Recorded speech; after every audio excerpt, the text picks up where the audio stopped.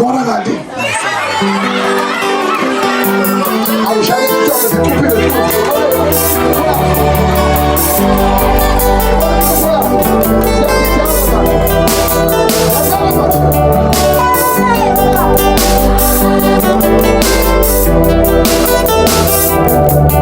Ubuthando thina lusehlulile, ubuthando thina lusehlulile,